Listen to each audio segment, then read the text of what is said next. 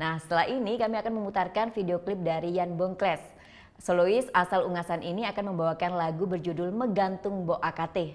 Nah, bagi kalian yang punya video klip musik atau cover dan ingin tayang di Net Bali, kalian bisa cek syarat dan ketentuannya di Instagram kami Net Bali Official. Saya Vera Zenvia, matur semua dan selamat beraktivitas.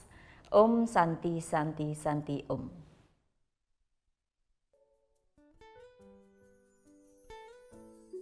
Kesaputin ban tresna, kagalutin ban sayang, keangetin ban kena sujati.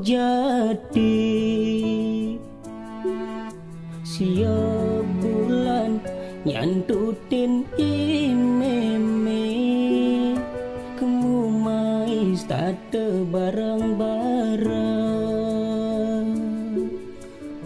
Kesarengin sayang bapa, Anis serta tersiaga, pangsing ketiben baya.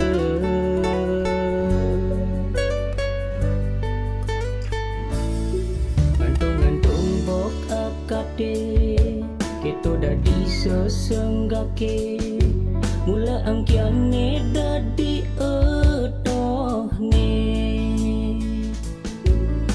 dini didu nuna sang peneka, ngarepang sentana anelandus, sing itungang penelah ni dikenehe tua besit ada neng tengang tua.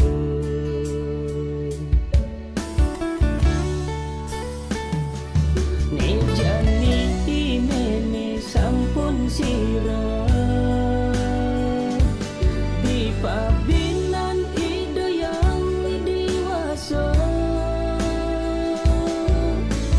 nentan prasida tiang ngewalesan, apa ipi dan kekorbanan, uling madan belingan, suksama meme, suksama adurang tidiang, mau di presiden yang ngewalesan, tresnan meme, marap kendia.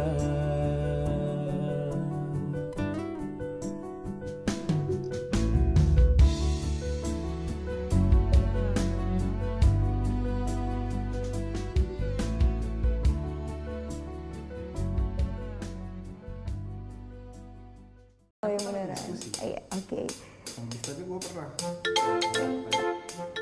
Nah, udah kan untuk beritanya? Jangan lupa di subscribe, di like dan juga di komen ya akun YouTube dari Net Bali.